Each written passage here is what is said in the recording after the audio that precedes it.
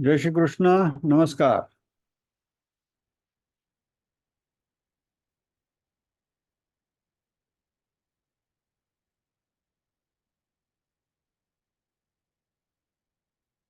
उपनिषदों के और प्रकरण ग्रंथों के अध्ययन की श्रृंखला में विवेक चूड़ामणि के शंकराचार्य जी विरचित विवेक चूड़ामणि के बारे में हम अध्ययन शुरू किया है हमने। और आज के सत्र में सभी साध्यायियों का स्वागत एवं अभिवादन ओमकार के नाद के साथ प्रार्थना करेंगे।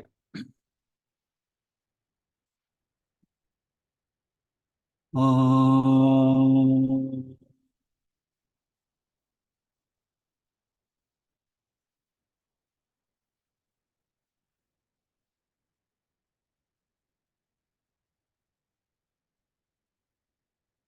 ओम।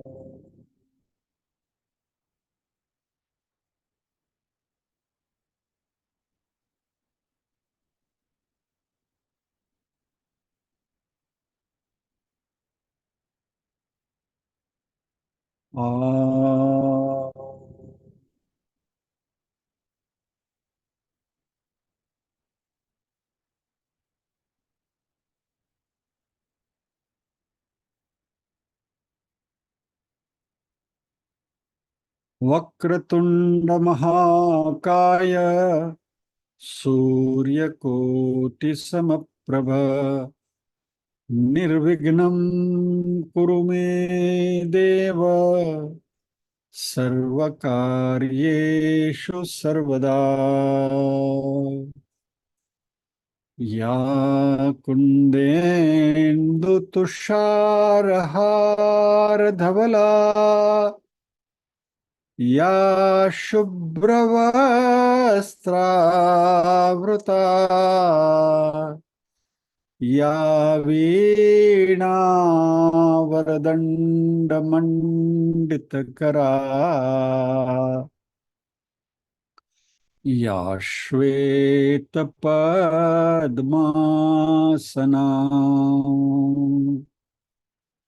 या ब्रह्माच्युतशङ्कर प्रभृतिभिः देवैः सदा वन्दिता सा मां पातु सरस्वती भगवती निःशेषजाड्यापहा। वसुदेवसुतं देवं कंसचाणूरमर्दनम् देवकी परमानन्दम् कृष्णं वन्दे जगद्गुरुम्।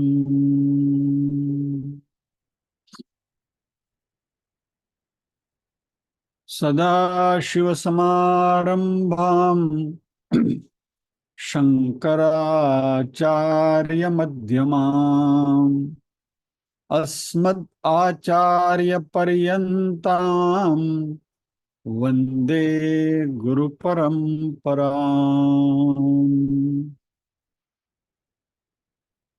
ॐ सहना भवतु सहनौ भुनक्तु सह वीर्यं करवावहै तेजस्विनावधीतमस्तु मा विद्विषावहै।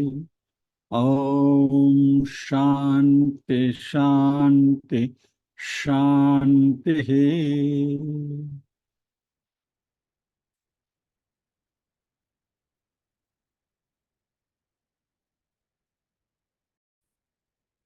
विवेक चूड़ामणि के कुछ चुने हुए श्लोक के ऊपर हमने अध्ययन शुरू किया है। एक सत्र हमारा गया और ये सिलसिला कुछ समय तक जारी रहेगा। लेकिन आज विवेक चूड़ामणि के श्लोक में प्रवेश करने से पहले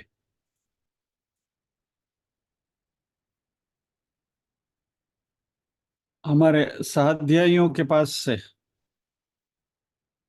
दो संदेश, दो मैसेजेस व्हाट्सएप के मेरे पास आए हैं।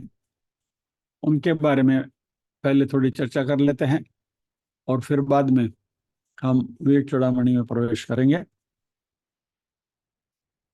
अभी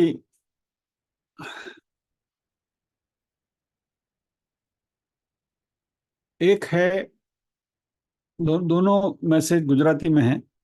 मैं आपके सामने रखता हूं और ब्रिज में उसके बारे में हिंदी में भी बता दूंगा।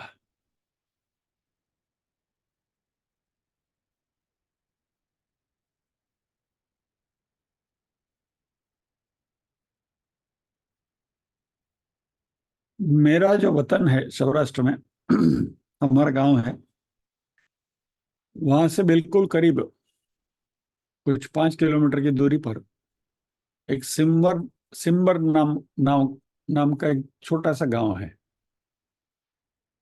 और हमारी लिनिएज भी वहाँ वहीं की है, इसलिए हम सिम्बर समवाय अवधीच्य ब्राह्मण कहलाते हैं। So we belong to that place. तो खाली एक हिस्टोरिकल बात बता रहा हूँ, उससे और इसका कोई कनेक्शन नहीं है। वहाँ एक बहुत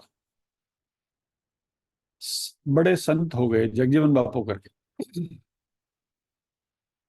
विचक्षण संत थे। और उन्होंने, क्योंकि उनकी मातृभाषा गुजराती थी और उनका सारा जो साहित्य है गुजराती में ही है, उनकी एक रचना हमारे एक साध्वी ने भेजी। और इसमें उन्होंने इस बात का जो जिक्र किया है,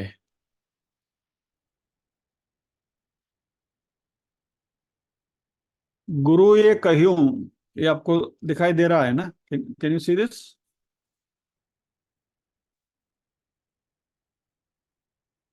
इसको और बड़ा करूं?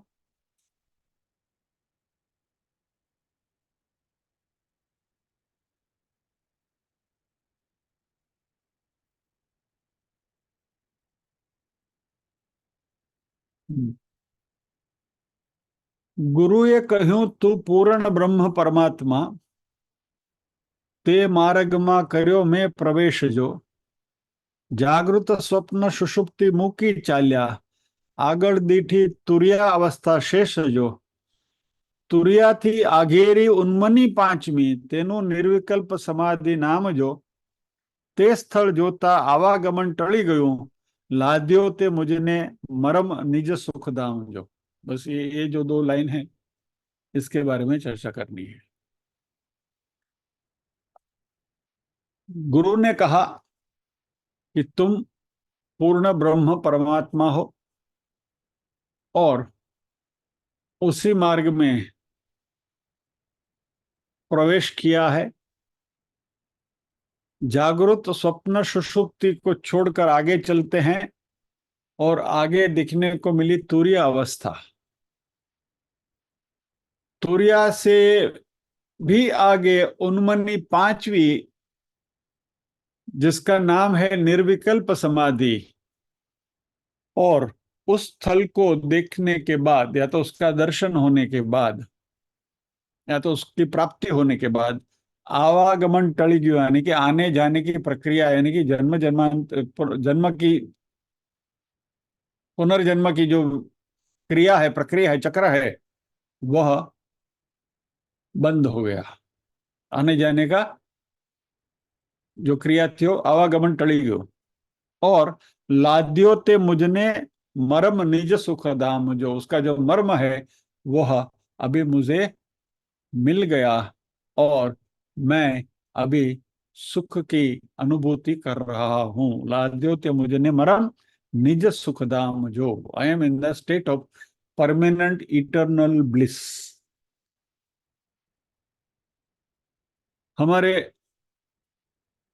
फिर उसका वो जो अवस्था है, उसकी उसका डिस्क्रिप्शन उन्होंने दिया है કે બોલું તો પણ મૌન રહે અચળ માયેલું, દેખીને નવ देखो એવી રીત જો, સાંભળું તો પણ સાંભળું नहीं कोई बात, એવો તે अनुभव मारो वेद विद। यानी कि इंद्रियातीत स्थिति की यहाँ बात हो रही है कि इंद्रिय गम्य कोई भी जो अनुभूतियां हैं वो अभी नहीं हो रही है। बट बेसिकली जो ऑब्जर्वेशन हमारे साध्याय ने किया और जो बताया कि उन्मनी तुरिया से आगे भी कोई एक स्टेज है उन्मनी करके, इसका इसके द्वारा पता चला। तो अभी इस बात के ऊपर हमें थोड़ी चर्चा करनी है। सबसे पहले विवेक चूड़ामणि की शुरुआत में हमने कहा था कि साधन चतुष्टय और रादर प्रस्थानत्रयी, उसमें सृष्टि श्रुति प्रस्थान, स्मृति प्रस्थान और प्रकरण ग्रंथ प्रस्थान। श्रुति यानी वेद और उपनिषद, स्मृति यानी वेद और उपनिषदों का अध्ययन करके इन्हीं को हमारे सामने शब्दों के द्वारा रखा, वो स्मृति।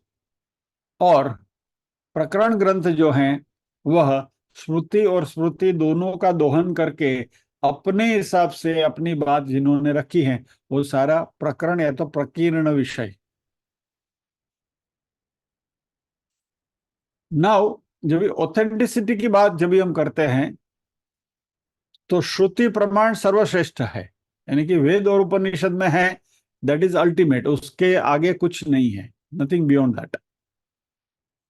स्मृति जो है वो उसका थोड़ा डाइल्यूटेड फॉर्म है, तो स्मृति में कुछ बदलाव आ सकता है श्रुति में, और इसलिए वेद व्यास जी को ब्रह्मसूत्र लिखना पड़ा कि जो भी अपरेंट जो कॉन्ट्राडिक्शन जो कुछ आते थे उनको उनका समन्वय करने के लिए।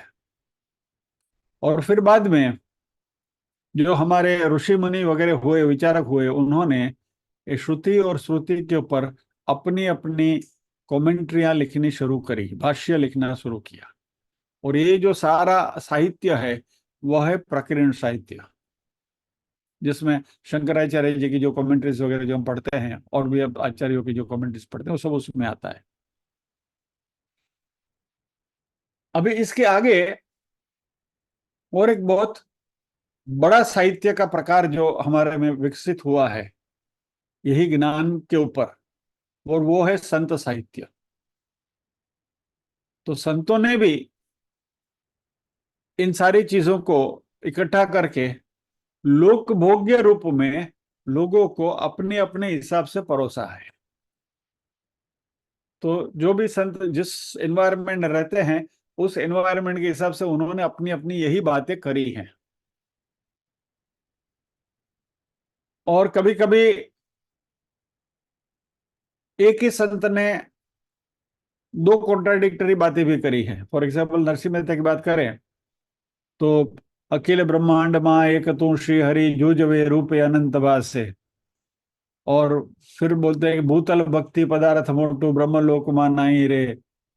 तो वहां नरसिंह मेहता बोलते हैं कि मुझे वो मोक्ष भी नहीं चाहिए, मुझे तो हमेशा नंद कुमार का नित सेवा निरखवा नंद कुमार रे, तो रोज नंद कुमार की सेवा मुझे करनी है, तो मुझे मोक्ष नहीं चाहिए। एक बाजू वही नरसिंह मेहता मोक्ष की कामना कर रहे हैं, मोक्ष के प्रभाव की बात कर रहे हैं, ब्रह्म की बात कर रहे हैं, और दूसरी बाजू ये कहते हैं कि मुझे मात्र यहाँ भजन करना है, मुझे मोक्ष नहीं चाहिए। यानी एक ही संत ने दो दो बातें करी है। मीराबाई की बात करें तो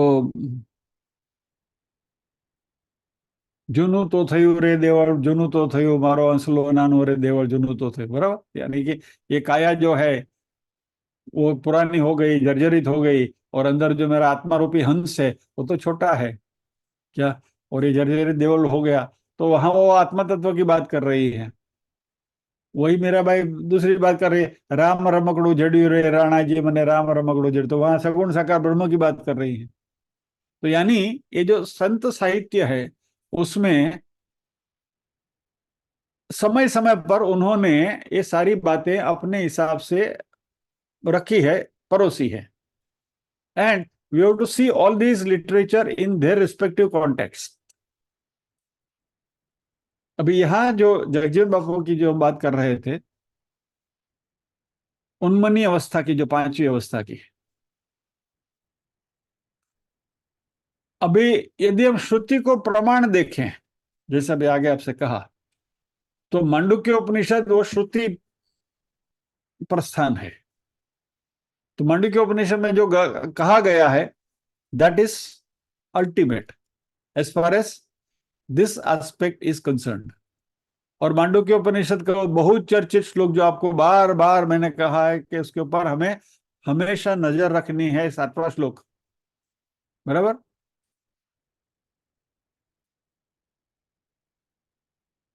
नान्त प्रज्ञम न बहिष्प्रज्ञम अद्वैतम चतुर्थम मन्यन्ते स आत्मा स विज्ञेय।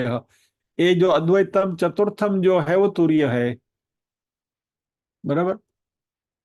और ये तुरीय जो है वही आत्म तत्व है, स आत्मा स विज्ञेय, यानी वही आत्मा है, वही जानने योग्य है, इसके आगे कुछ नहीं है। आत्मा परमात्मा है, और परमात्मा से आगे तो कुछ है ही नहीं। तो श्रुति प्रमाण को हम लेकर चले तो ये चतुर्थम तुरीय के आगे कुछ है ही नहीं।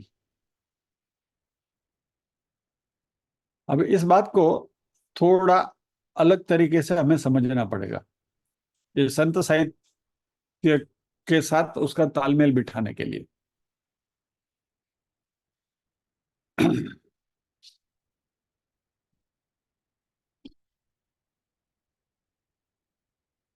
अभी पहले तो हठ योग में हम जाते हैं। तो हठ योग में उन्मनी जो है वह एक साधना का प्रकार है, मुद्रा है रादर। खेचरी मुद्रा से शुरू करके 5 मुद्राएं, उसमें उसमें एक मुद्रा उन्मनी है। और वो उन्मनी मुद्रा के अलग अलग एडवांटेजेस, डिसएडवांटेज वगैरह बहुत कुछ हैं।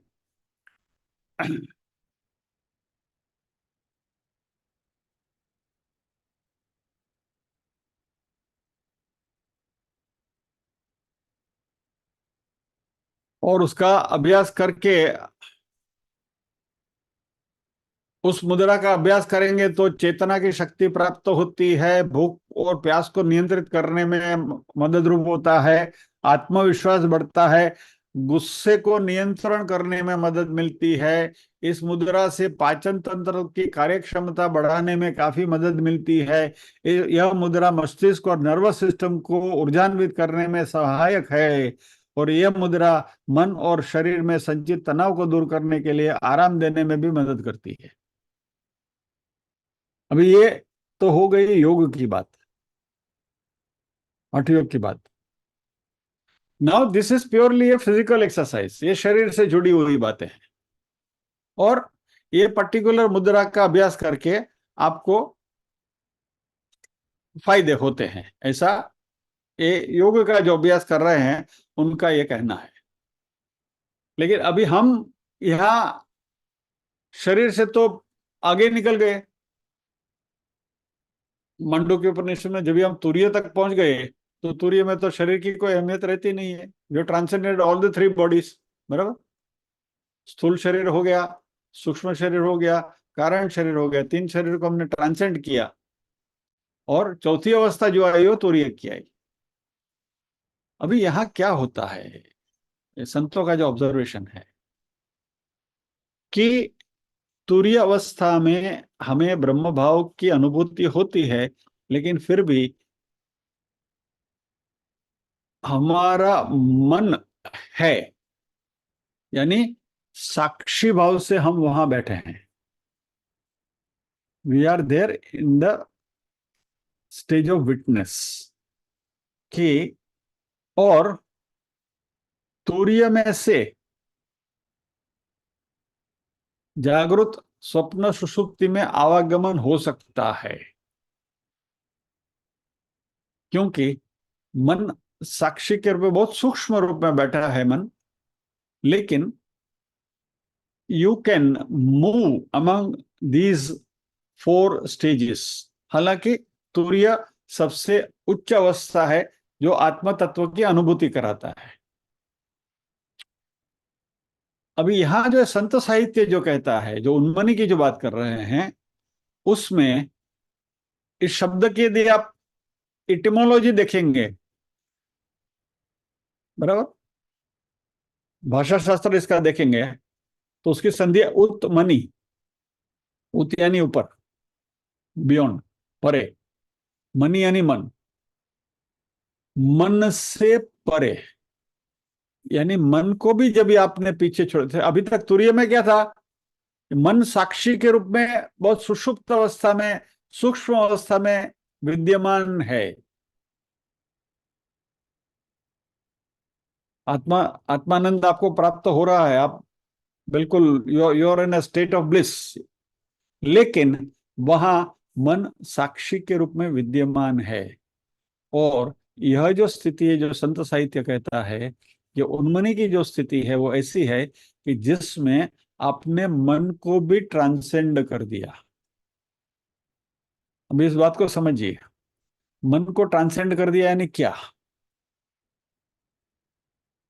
मन की डेफिनेशन क्या है, जिसमें विचारों का आवागमन होता है, वो मन है। बराबर है। ये बात हमने पहले भी करी है कि यदि विचार शून्य हो गया तो मन मन नहीं रहा, then mind is dead. The existence of the mind ceases moment there is no thought. यानी थॉटलेसनेस की जो बातें करते हैं बहुत सारे लोग कि भाई अब हम समाधि में बैठते हैं और थॉटलेसनेस की स्थिति एक्वायर करने की कोशिश करो, ये है वो है, वो होता नहीं है, क्योंकि मन विद्यमान है। Point number one. Point number two, यह जो विश्व हमें दिखता है, ये सारा विश्व हमारे मन का प्रोजेक्शन है। यानी जब तक मन है तब तक प्रोजेक्टर है। भले वो प्रोजेक्टर का लैंप है, मान लीजिए कि 3000 ल्यूमेन का प्रोजेक्टर का लैंप की कैपेसिटी है, उसको हमने डिम करके करके करके करके 5 ल्यूमेन कर दिया, एकदम सूक्ष्म कर दिया, उसमें से प्रोजेक्टर को दिखता भले ना हो, बट फिर भी उसकी प्रोजेक्ट करने की क्षमता है। और आप उसका ल्यूमेन कभी भी आप उसको बढ़ा सकते हो। यानी जागृत, स्वप्न, सुषुप्त में आप आवागमन कर सकते हो। उन्मनी ऐसी है कि जिसमें आपने मन को ट्रांसेंड कर दिया। अभी यही बात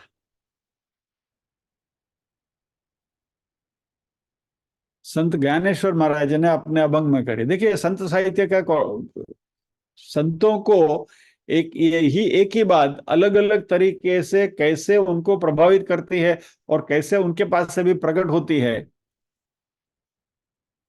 संत ज्ञानेश्वर ने यही बात अपने अंदाज में करी है।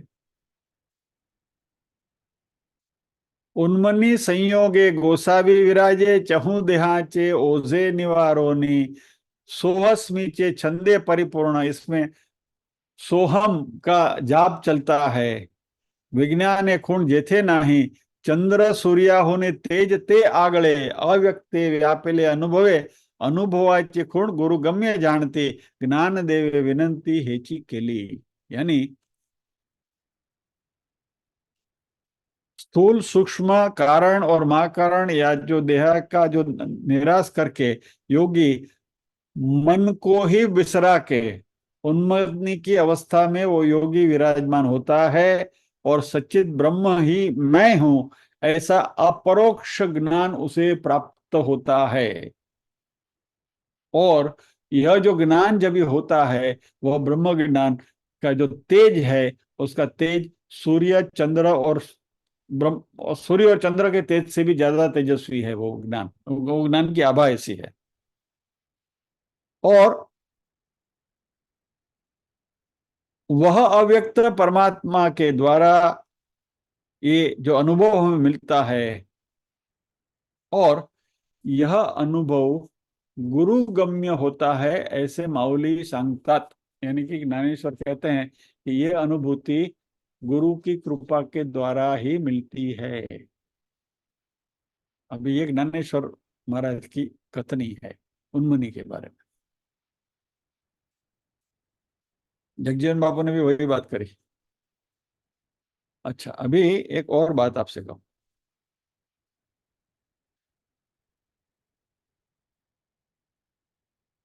स्वामी समर्थ, उन्होंने इसी उन्मनी को अलग तरीके से समझाया है।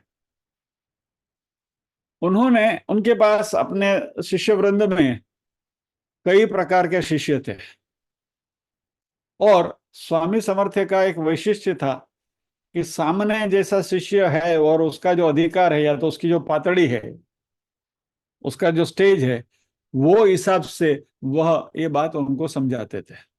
और समर्थ के उपदेश की जो भाषा थी वो बहुत सरल और सिंपल होती थी। एक धोंडीबा नाम का उनका शिष्य था, और धोंडीबा ने समर्थ, स्वामी समर्थ से पूछा की महाराज, माझ्या मनाची उन्मनी अवस्था कशी होईल? मेरे मन की उन्मनी अवस्था कैसे होगी? तो सुनिए, बहुत अच्छी, बहुत बहुत बहुत बढ़िया प्रसंग है, यानी आत्मसात करने जैसा है। स्वामी समर्थ ने उसको खाली एक ही शब्द में उसका उत्तर दिया, मनाचे ऐकू नकोस, म्हणजे तुझा हवे तसे होईल। मन की सुनो मत, तो फिर तुझे जो चाहिए वो मिलेगा, हो जाएगा। धोंडीबा ने वो सुना, और समर्थ का ये उपदेश लेकर वो घर जाने के लिए निकला। तो उसके मन में विचार आया कि चलो अभी मुझे घर जाना चाहिए। स्वामी समर्थ ने बोला है कि मन की सुनो मत। वो बोलता, मन बोलते घर चलो। बोला अभी मैं घर नहीं जाऊंगा। तो घर नहीं जाऊंगा तो कहाँ जाऊं? तो मन ने बोला चलो जंगल में जाओ। लेकिन मन की सुनना नहीं है, तो जंगल में भी नहीं जा रहा है वो।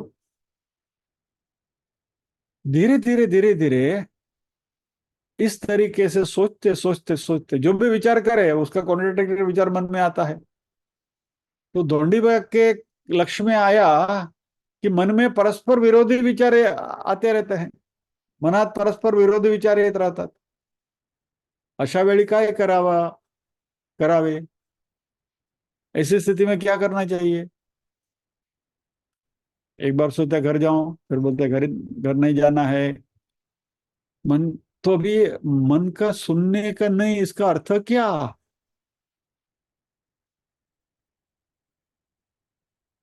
धोंडी में कंटाल गया सतत। बोले तो विचार आते ही रहते हैं, आते ही रहते हैं। और स्वामी समर्थ ने तो कहा है कि मन की सुनो मत। तो मैं करूं क्या?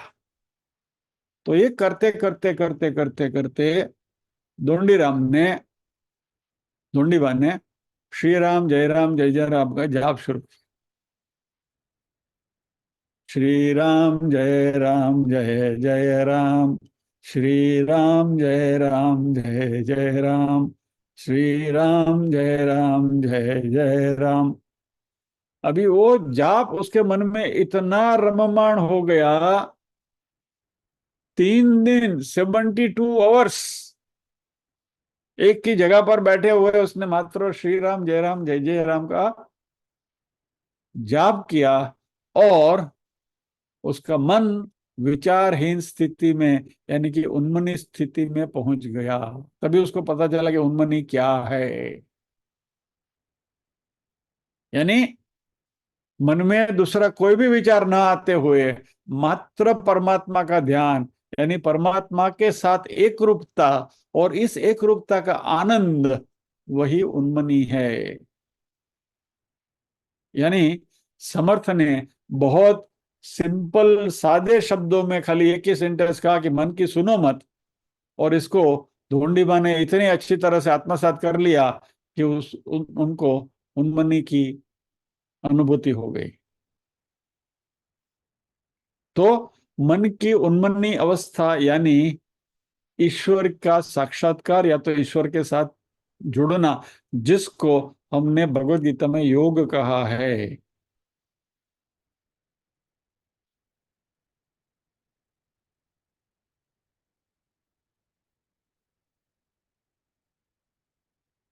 अध्यात्म में यदि हमारी श्रद्धा होती है तो यह बात फलित होती है।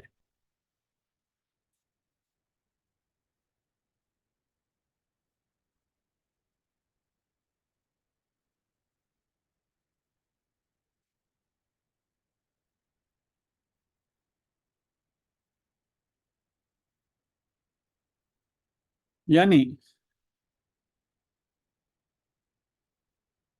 जब तक शरीर है तब तक जागृत, स्वप्न, सुषुप्ति, तुर्य, चार अवस्था है। और मांडुक्य उपनिषद में हमने ओमकार के बारे में बहुत लंबी चर्चा नहीं करी। हमने सोचा था कि हम ओमकार के बारे में अलग से चर्चा करेंगे, लेकिन मांडुक्य उपनिषद में ओमकार का जब भी हमने डिस्क्रिप्शन देखा था, तभी अ, उ और म, ये तीन अवस्था हमारी हुई, जागृत, जागृत, स्वप्न, सुषुप्ति। और म के बाद जो साइलेंस का जोन आता है, निशब्द जोन जो आता है, उसको हमने तुरीय कहा था, जिसको ओंकार के इसमें चंद्र बिंदी के रूप में उसको दर्शाया गया है। बराबर। अभी उन्मनी जो है वह मन को ही पूरा मिटा देना, और जिस दिन मन मिट गया उस दिन आपका शरीर भाव मिट गया। यानी कि you are now, you are transcended the body, and therefore your physical existence as a body,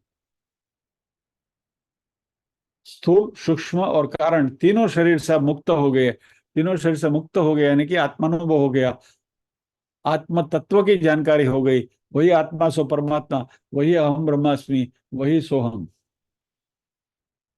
तो ये उन्मनी की स्थिति है। ओके।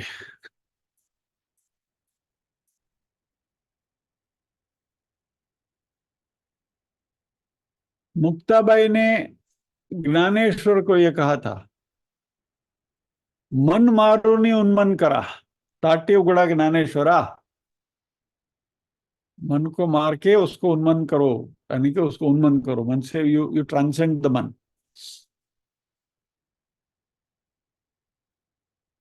सो बेसिकली ये जो उन्मनी अवस्था है वह भगवत गीता में दूसरे अध्याय में भगवान ने स्थित प्रज्ञा की जो अवस्था बताई, स्थित प्रज्ञा के जो लक्षण बताए हैं, वो लक्षण ये उन्मनी अवस्था के हैं। इसके बारे में ज्यादा आपको अध्ययन करना है तो भगवत गीता के दूसरे अध्याय में जाकर स्थित प्रज्ञा के लक्षण है उन श्लोकों का अवलोकन कर लीजिएगा। अच्छा, ये हुआ एक मैसेज। दूसरा एक मैसेज आया है, वो भी गुजराती में है।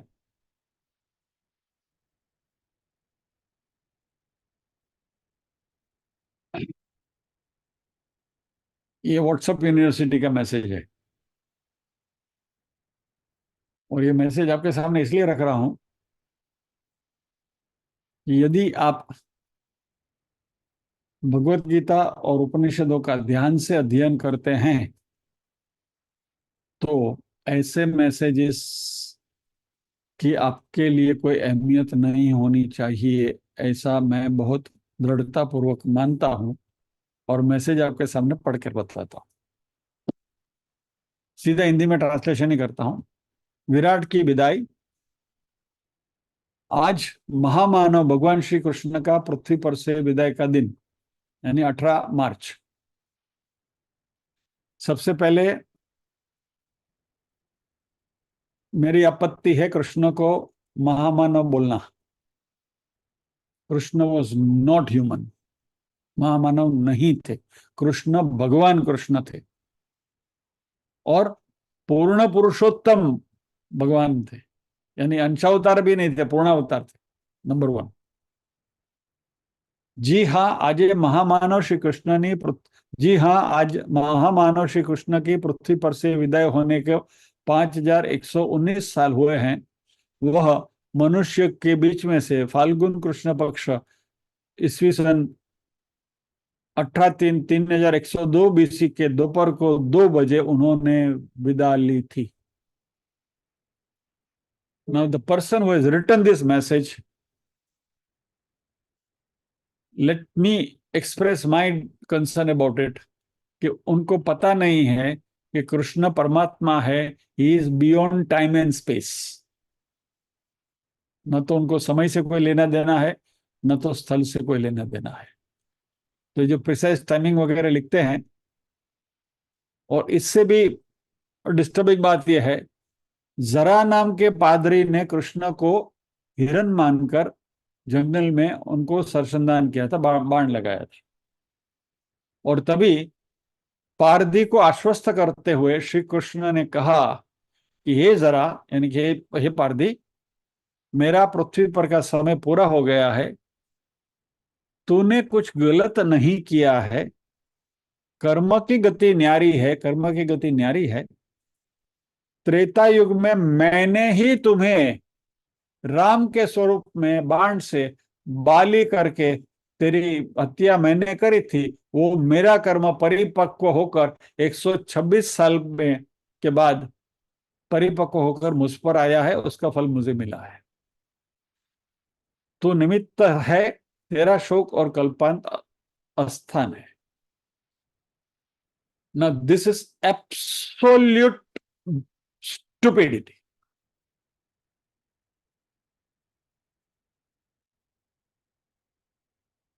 क्योंकि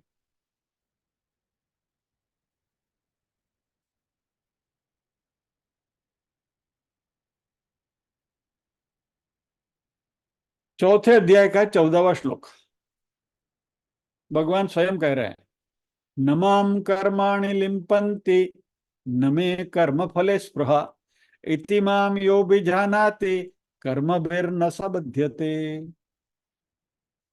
मुझे कर्म के फल लेपते नहीं है, छूते नहीं है। मुझे कर्म के फल में कोई स्पृहा नहीं है। इस तरीके से जो मुझे पहचानते हैं, इस तरीके से जो मेरी पहचान करते हैं, उनको भी कर्म का बंधन नहीं नड़ेगा। यानी कृष्ण हमें वहां तक बोल रहे हैं कि हमें भी हमारे कर्म बंधन से मुक्त होना है। तो परमात्मा के इस स्वरूप को हम अच्छी तरह से जाने। नमाम कर्माणि लिम्पन्ति न मे कर्म फले स्पृहा। भगवान बोले मुझे कर्म छूते ही नहीं है, और भगवान को कैसे कर्म छुएंगे? He is beyond this. क्योंकि ये कर्म की रूल बुक भगवान ने स्वयं बनाई है। तो सबॉर्डिनेट बॉस को परेशान कर सकता है क्या कभी? इम्पॉसिबल। मैं थोड़ा इतना स्ट्रांगली इस बात इसलिए कर रहा हूं, भावनगर से जगदीश पंड्या का जय श्री कृष्ण। तो मैं परमात्मा से प्रार्थना करूंगा कि जगदीश भाई पंड्या को भगवान सद्बुद्धि दें, और जगदीश पंड्या के इस मैसेज को जिन्होंने फॉरवर्ड किया है, उनको भी परमात्मा सद्बुद्धि दें। और हमारे भगवत गीता के वर्ग में जो भी साध्यायी ने ये मुझे फॉरवर्ड किया है, उनको भी भगवान सद्बुद्धि दें। क्योंकि भगवत गीता में अध्ययन कर रहे हैं कि परमात्मा का देह नहीं है, मनुष्य नहीं है वो, और कर्म के बंधन मनुष्य को नड़ते हैं, परमात्मा को नहीं।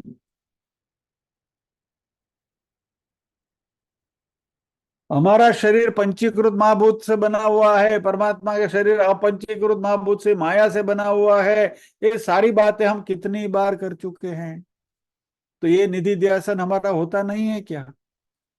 It should occur to us. This is nonsense, absolute nonsense. ऐसे मैसेज भविष्य में कभी भी आपके पास आए, मैं आप दूसरा ज्यादा सोचो ही मत। किसी भी मैसेज में कृष्ण को मनुष्य के रूप में चित्रित किया जाए, इमीडिएटली रिटोट। जहां से मैसेज है उसको फटकारो। कृष्ण परमात्मा है, मनुष्य नहीं है। Don't compare Krishna with human beings. खत्म, मैटर एंड्स। ये बात एटलीस्ट हमें भगवत गीता के हमारे जो यहाँ अध्ययन हम कर रहे हैं, इतने साल बैठकर हम ये सब कर रहे हैं, तो इतना तो हमें सूझना चाहिए, this should occur to us. तो मैं आपसे करबद्ध नम्र निवेदन करता हूं कि कोई भी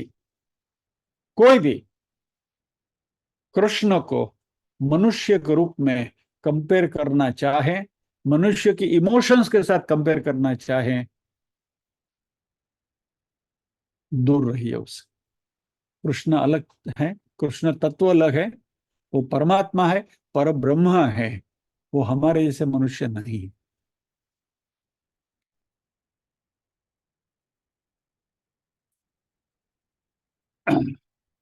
okay, so with this background Vivekachudamani में प्रवेश करेंगे।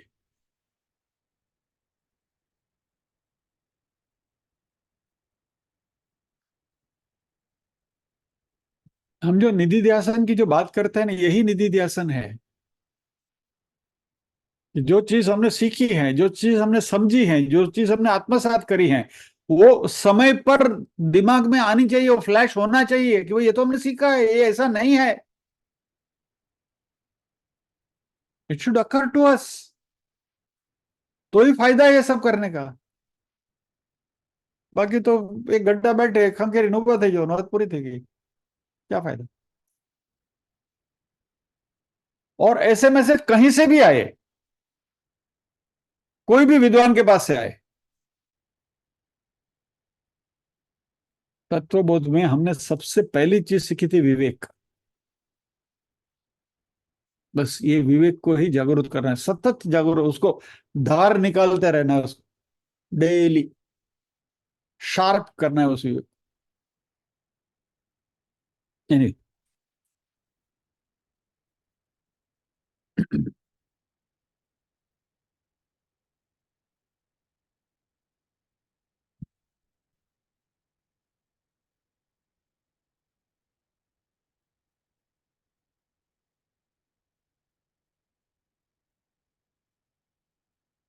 विवेक चूड़ामणि में शंकराचार्य जी,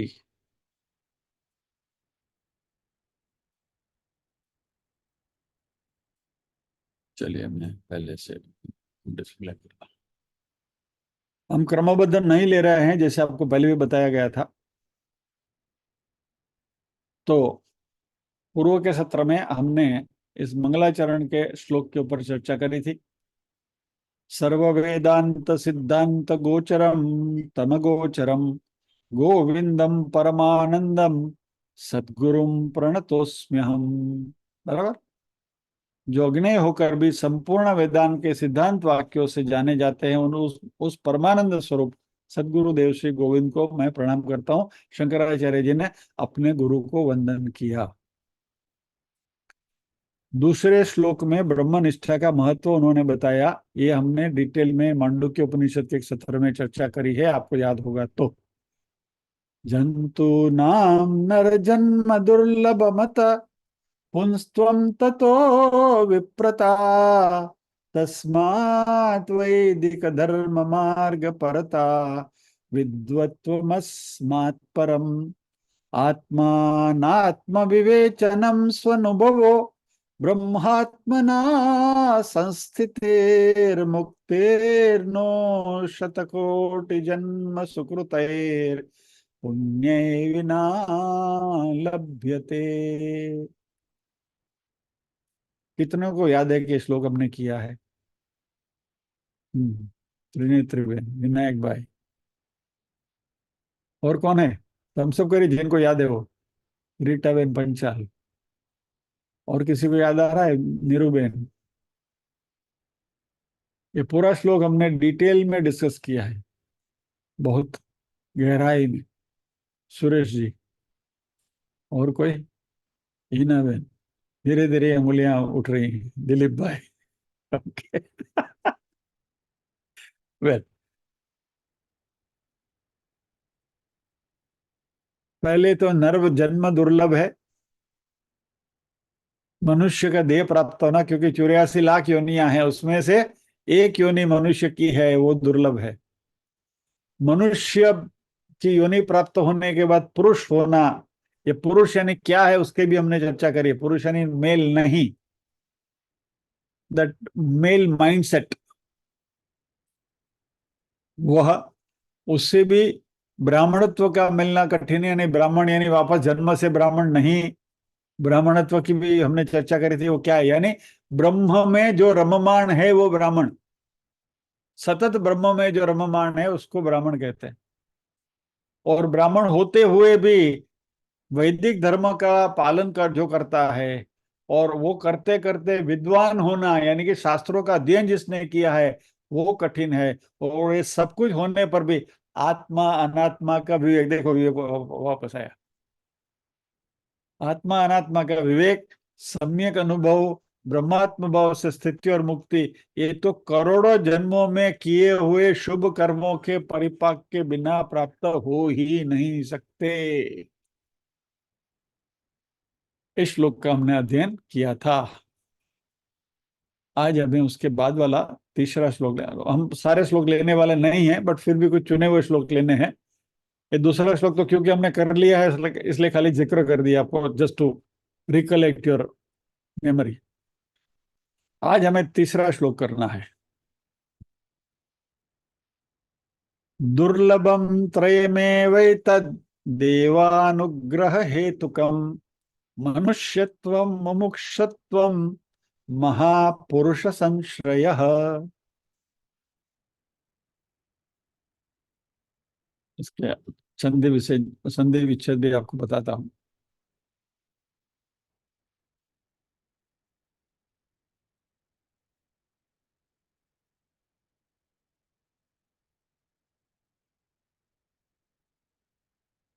दुर्लभम त्रयम एव एतत्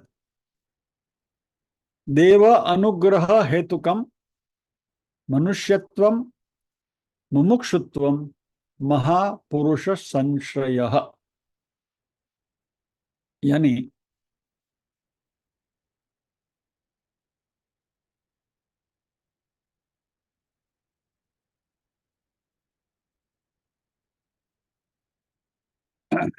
ये तीन चीज शंकराचार्य जी कहते हैं कि दुर्लभ है। पहला मनुष्य का होना, और जो दूसरे श्लोक में शंकराचार्य जी ने कह दिया, जंतु नाम नर जन्मम दुर्लभम, यानी मनुष्य का होना दुर्लभ है। दूसरा मुमुक्षुत्वम, मोक्ष की इच्छा होना, दैट इज ऑल्सो रेयर।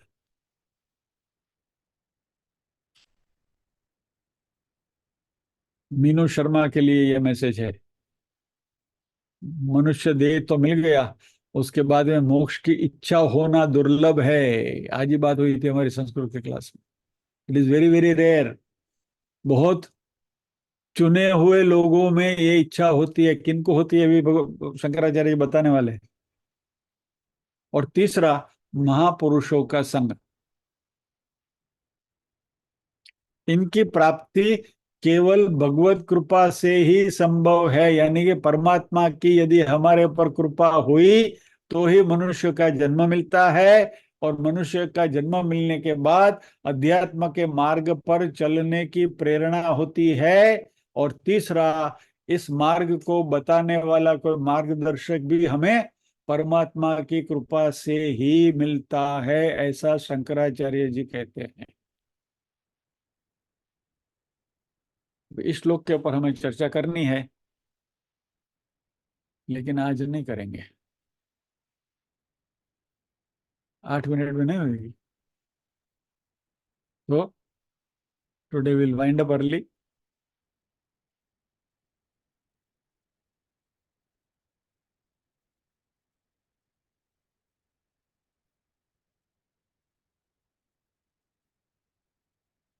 ये उन्मनी की जो ये बात कर रहे थे,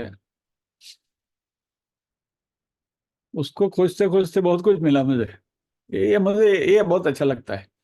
जब भी ऐसे कोई अटपटी चीज सामने आ जाती है ना, तो उसको हाँ, एक बात मैंने आपको कहना भूल गया। I think I said it ना, कि उन्मनी हठयोग की एक मुद्रा का भी 5 मुद्रा में उन्मनी भी एक मुद्रा है। और हठयोग की जो मुद्रा है वो भी बहुत अजीब अजीब की मुद्रा है। जो खेचरी मुद्रा है तो उसमें क्या करते हैं मालूम है? जीभ के एक टुकड़े को काटते हैं, फिर उसके रुझान आने तक उसको रुकते हैं, फिर बाद में थोड़ा काटते हैं। ऐसे काटते काटते काटते काटते जीभ की लेंथ इतनी कमी करते हैं कि ऐसा करेंगे तो सीधी जीभ तालू को लगनी चाहिए।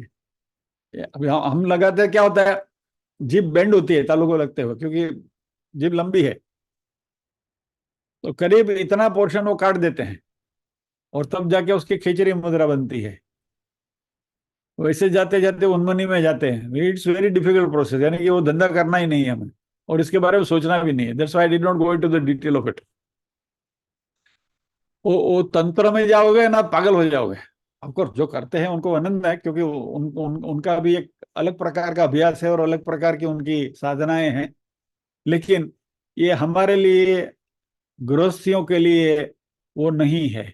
इसलिए हमारे लिए भगवत गीता अच्छी है, और शंकराचार्य जी भी अच्छे हैं, क्योंकि वो हमें गृहस्थों को समझते हैं अच्छी तरह से। इसलिए हमें जो चाहिए वो वहां से उनके पास हमें मिलता रहता है, सुपाच्य रूप में।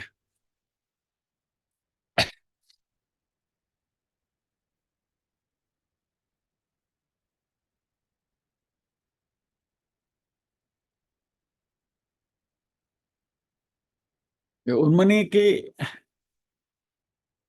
अध्ययन करते करते एक शंकराचार्य जी का एक अद्भुत ग्रंथ मेरे हाथ में आ गया है। अभी टेम्पटेशन हो रहा है कि उसके बारे में भी कुछ सोचे। अभी उसमें से कुछ आपको, कुछ ना कुछ प्रसादी मिलेगी आपको, डोंट वरी। यानी गृहस्थों को साधना कैसे, किस तरीके से करनी चाहिए, उसकी पूरी विधि उन्होंने बताई उसमें।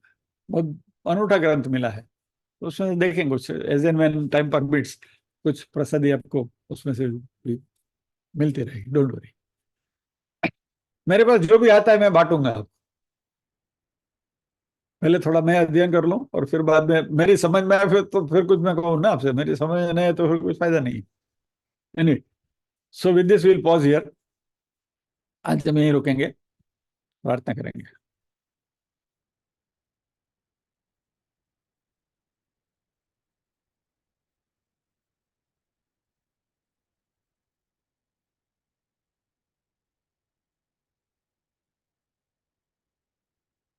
अच्छा, भगवान कृष्ण के जरा पारधी वाले इंसिडेंट्स में मैंने कुछ कठोर शब्दों में कुछ बातें करी हैं। जिस साध्य ने मुझे ये मैसेज भेजा है, कृपा करके बुरा न लगाएं। लेकिन मैंने मेरी मनस्थिति का वर्णन किया है, क्योंकि ऐसी बातें जब भी सामने आती है तो मैं अपने आप को नहीं संभाल पाता हूँ। ये मेरी वीकनेस है, या जो भी है समझो। तो कृपा करके क्षमा करना, और इससे ज्यादा मैं कुछ नहीं कहूंगा। लेकिन जरा ध्यान रखना प्लीज, ऐसे कुछ मैसेज को ज्यादा अहमियत मत देना। आइए प्रार्थना करते हैं। ओम असतो मा सद्गमय, तमसो मा ज्योतिर्गमय, मृत्योर्मा अमृतंगमय। सर्वेषां स्वस्तिर्भवतु, सर्वेषां शान्तिर्भवतु, सर्वेषां मङ्गलं भवतु, सर्वेषां पूर्णं भवतु। लोका समस्ताः सुखिनो भवन्तु, लोका समस्ताः सुखिनो भवन्तु। नाहं कर्ता हरिः कर्ता, हरिः कर्ता हि केवलम्। ओम शांति शांति शांति ही। सभी के हृदय कमल में विराजमान परम कृपालु परमात्मा को वंदन करते हुए आज के सत्र को हम विराम देते हैं। अगले गुरुवार फिर मिलेंगे विवेक चूड़ामणि के इसी श्लोक के साथ। जय श्री कृष्ण।